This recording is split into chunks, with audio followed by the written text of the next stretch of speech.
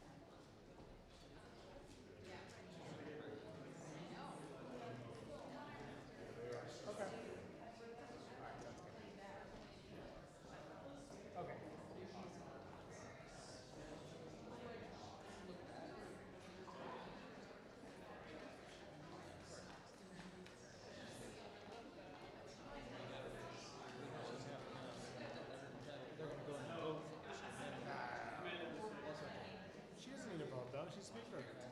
Right, Nita Lowey and Roybal-Allard. She wants everybody to know. One reported that Hoyer told the truth, but in fact they were. Right. The question is, are they going to go vote first? I don't know. Although we know the new speaker does not have to vote. Madam Speaker? We have any other who join us? Mr. Clyburn is in the chair, and our appropriators are going to join us. Good evening. Good evening. We're here with our distinguished House Democratic leader, Mr. Hoyer, our distinguished chair of the Appropriations Committee, Nita Lowey, and our chair of the Homeland Security Subcommittee of the Appropriations Committee, Congresswoman Lucille Roybal-Allard. Okay. I didn't know Mr. Clyburn had come from the chair yet. We, as you are aware, we are diligent and persistent in trying to open up government. As I said today on the floor, we will take ideas, good ideas from wherever they come, including the idea of the appropriations bills passed by the Republicans in the United States Senate. They passed 6 bills, 4 of them on the floor with over 90 votes, 2 of them in committee unanimously. And those 6 bills cover 8 agencies, departments of government that could be opened just by the stroke of the pen of the President of the United States. Separate from that, we are sending what the Senate also passed, which is a bill to extend, to have a continuing resolution until February 8th, taking their exact date from the Senate. That would cover Homeland Security and give us the weeks needed to negotiate an agreement to open up government in that department. Again, we've taken word for word, and I'm going to yield in a moment after Mr. Hoyer to our distinguished chair of the Appropriations Committee to demonstrate how purely Republican and senatorial these measures were. And so we've separated it out. There are 2 votes, one on the 8 departments of government that could be open now to meet the needs of the American people, to protect our borders and to protect our workers. And again, the other bill is mostly about protecting our borders. So in that spirit, I want to yield to our distinguished Democratic leader of the House, Mr. Hoyer, to talk about the need for us to open up government. Thank you very much, and congratulations, Madam Speaker, on your re-election. We're here late tonight, later than you would usually expect the Congress to be here on opening day. People obviously have things to do. They have family in town. But we're here because we sense the urgency of opening up the people's government so that they can be served by the agencies of government on which they rely. And so that 800,000 people who have been put at risk, who are worrying about whether they're going to get a paycheck next week, we're going to be worried about whether they're going to be able to pay a mortgage, whether they're going to be able to pay their car payment or their child's school payment. That's why we're here, to open up government. And why? What have we done? As the Speaker just indicated, we have taken 6 bills that the Senate has passed almost unanimously, out of their committee.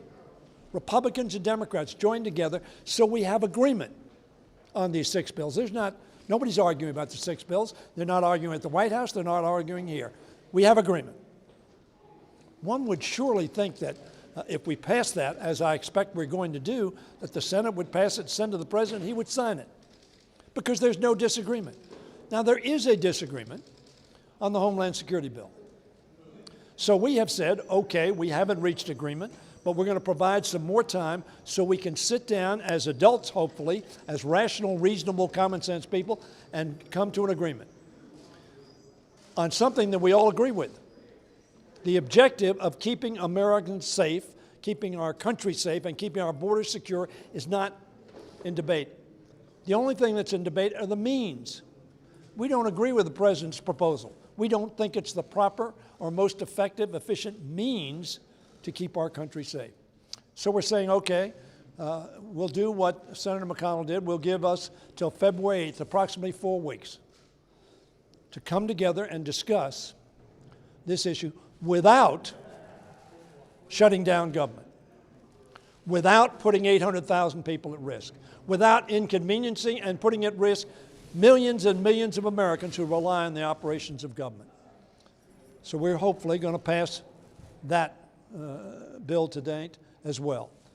And I hope that Senator McConnell will put it on the floor. I hope the senators will vote for it and send it down to the President. Now, the President has asked us to come down to meet tomorrow at 10:30.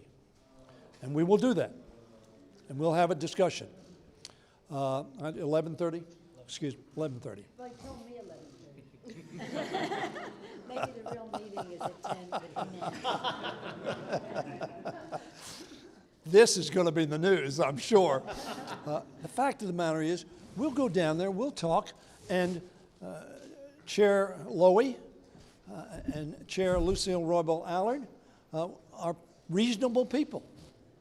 And we'll try to come to an agreement on which we can all agree. But holding 800,000 people hostage, holding the people's government hostage, is not what they expect, not what they want. So hopefully, Senator McConnell will put that bill on the floor tonight or tomorrow, send it to the President, and we will open up the people's government and then continue to do the people's business. I'll yield to the chair of the Appropriations Committee, Nita Lowey of New York. The message is very simple. This is the first time in history that a government has been shut down while our new electeds have assumed responsibility. I want to say that again because this is the first time in history that there has been a shutdown of government as we welcome new leaders and we want to work together to govern responsibly. As we came up with this plan, we didn't dream up a plan from the right, the left, the center. We just sat together and said, there are 6 bills that were passed by the Senate, some by the full Senate, some by the committees, but it was unanimous. So we thought, if we want to open government and not have a shutdown, let's take that bill, those 6 bills, pass them here, and then give everybody a month to work on differences in the Homeland Security bill. This isn't very complicated. We could all talk and give you details, but I want to emphasize again, we got together, we met with our leadership and said, how do we keep this government open to serve the people? 800,000 federal workers, people on the border, many industries now that depend on federal employees. This is irrational. So today is an exciting day. We have elected a new great first woman speaker of the United States of America. Let's open the government and let's get to work because we have a plan that makes sense. And I'm hoping upon reconsideration, it will make sense to the President of the United States, unless he just wants to keep tweeting and wants the government closed. But you can't be a leader of this great nation and continue to shut the government down.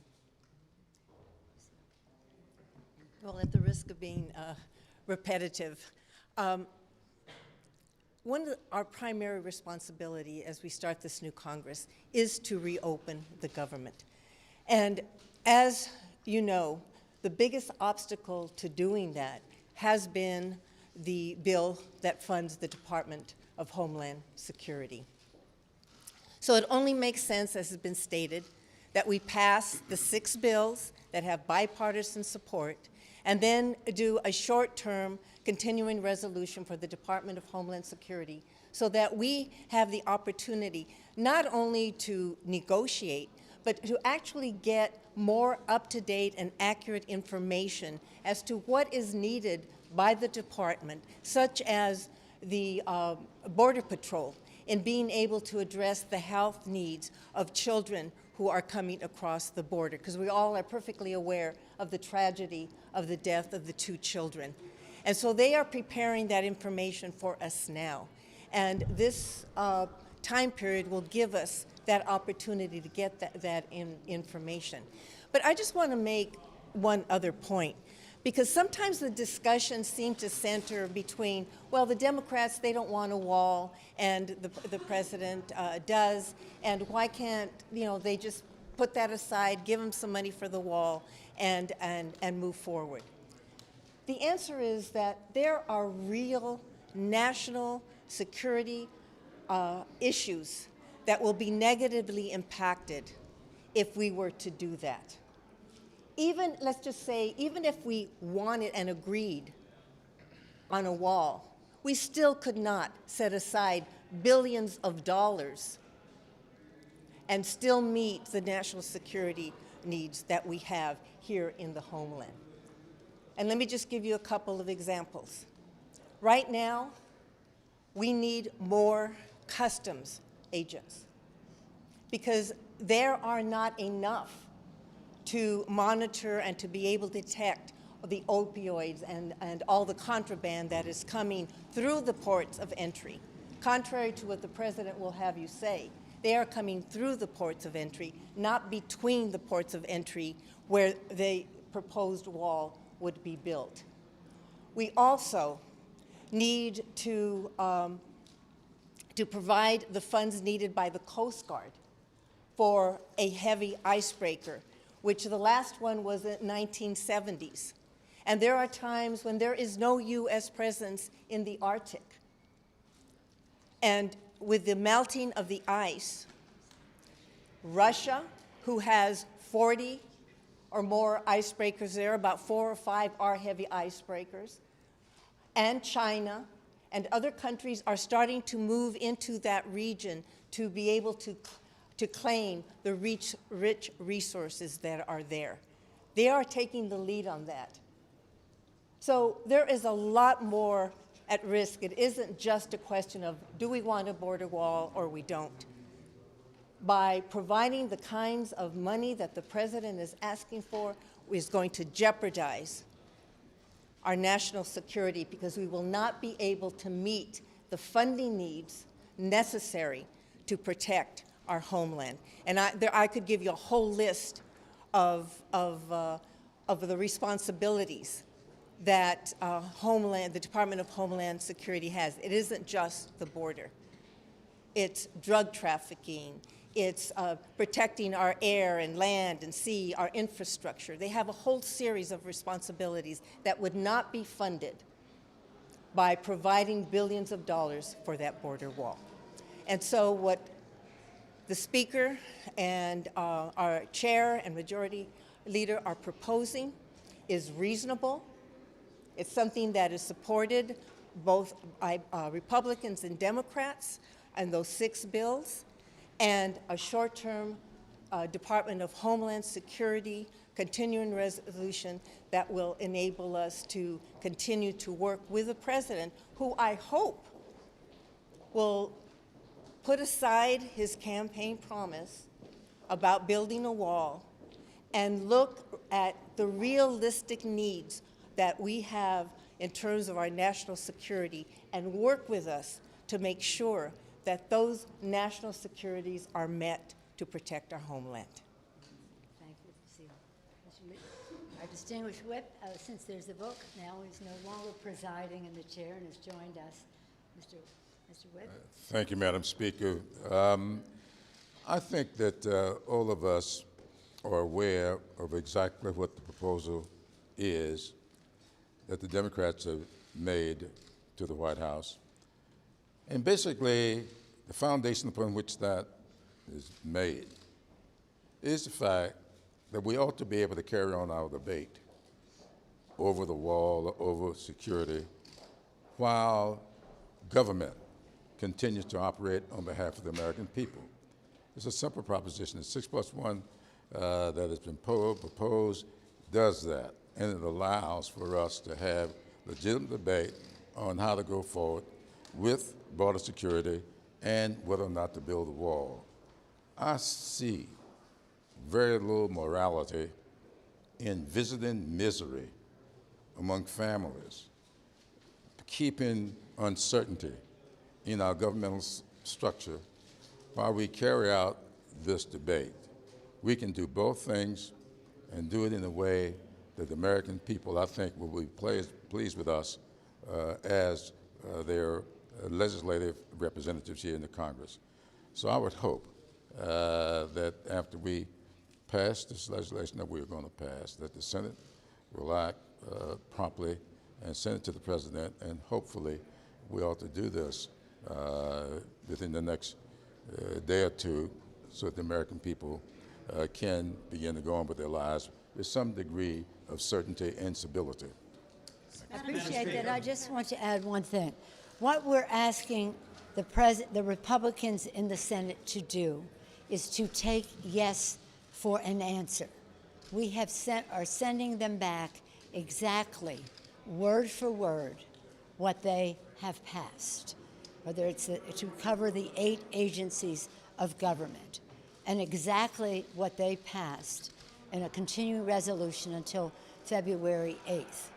Why would they not do that? Is it because the president won't sign it? Did they not hear about the division, co-equal branch of government, and that the Congress sends the president legislation, and he can choose to sign or not?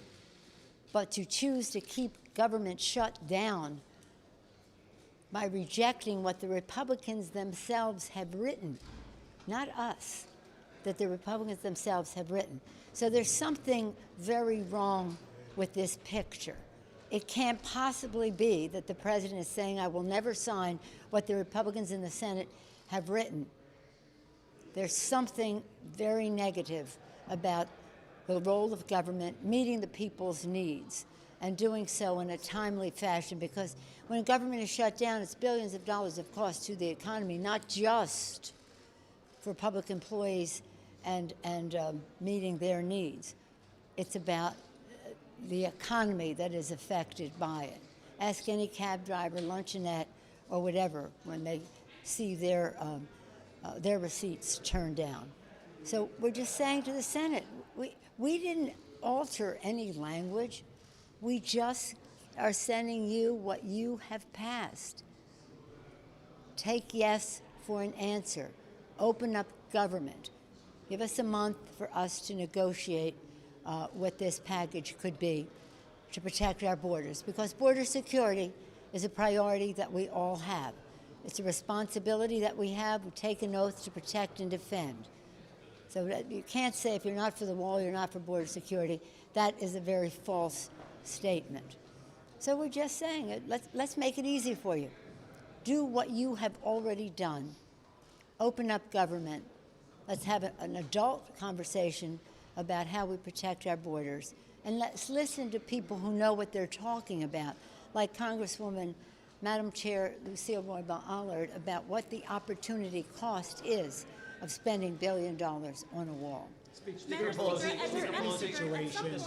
Madam Speaker, at some point, do you have to give the president what he wants, if only because there are hundreds of thousands of federal workers who can't afford to go without a paycheck The any longer. president cannot hold public employees hostage because he wants to have a wall that is not effective in terms of its purpose, not cost effective in terms of what the opportunity cost it is of federal dollars to spend. And the president has said Mexico's going to pay for this. Come on, let's anchor ourselves into reality. Mexico is not going to pay for this wall. So no. Speaker Pelosi, thank you. What about, Mitch McConnell said just this afternoon, he said, let's not get off on the wrong foot with House Democrats. He's essentially portraying these two bills tonight as messaging bills. Do you view that as him trying to set up the House as a foil? So he can say, wait a minute, they're just off on... You're going to have to ask him. Is there any situation in which you would accept even $1 of wall funding for this president in order to reopen the government? $1? $1. $1? Yeah, $1. How high was you willing to go? Are you willing to go? No, Are you you willing said to spend? $1. You said $1. how high are you willing to go? Well, that's not your question. You said $1. I'm my answering your follow-up question. question is, But the the fact president wants is, to cut a a deal. wall is an immorality. It's not who we are as a nation. And this is not a wall between Mexico and the United States that the president is creating here. It's a wall between reality and his constituents, his supporters. He does not want them to know what he's doing to Medicare and Medicaid and Social Security in his budget proposal. He does not want them to know what he's doing to clean air and clean water and the rest in his Department of Interior and of EPA. He does not want them to know how he is hurting them, so he keeps the subject on the wall. He's a master of diversion. We're trying to open up government. We're giving him a mature path to do so, not in our language, but in the Senate language. I'm just going to take one more question. You remember a time in this body where leaders at both ends of Pennsylvania were willing to put country above party. Vice President Pence came up here just before Christmas and made a deal on the wall, offered a deal on the wall to Senator Schumer, in which he more than halved what the president was requiring, more than $7 billion. He halved it down to $2.1 billion. You rejected it out of hand. No, I didn't reject it out of hand. He didn't make it to me, but before his wheels were even up off the Capitol, the White House was saying, we reject that. We're not going below $5 billion. So, I mean, if you want to tell that story, tell the whole story.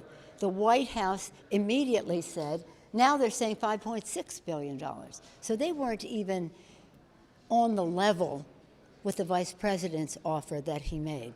And so if you want to, again, say something better, go to them and say, why don't you stick with what you offer? The president said on January 9th, 2017, in the White House, in public view, many of you were in that, I don't know if you were, but your affiliates were in that room.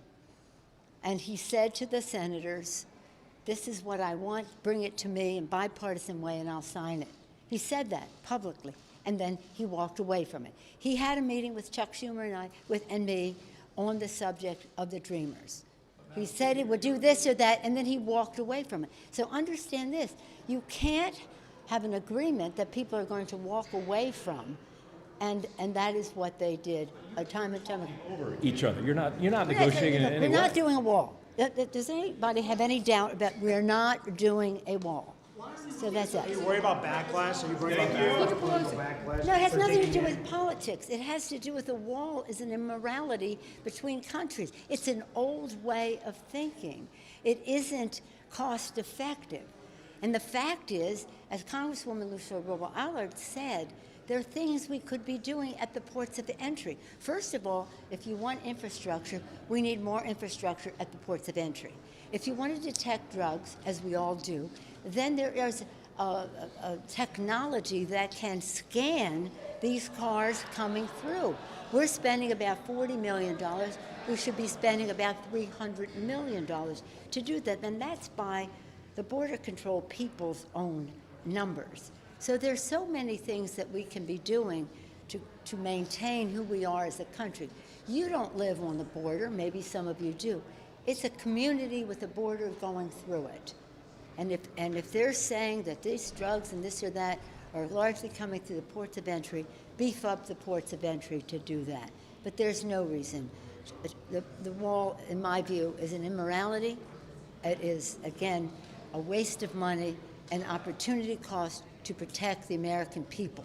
But it is a diversionary tactic on the part of the president. And now he wants to use the shutdown of government as taking these public employees, and not only them, but the people who are served by them, hostage to his walk. Thank you all very much. Thank you.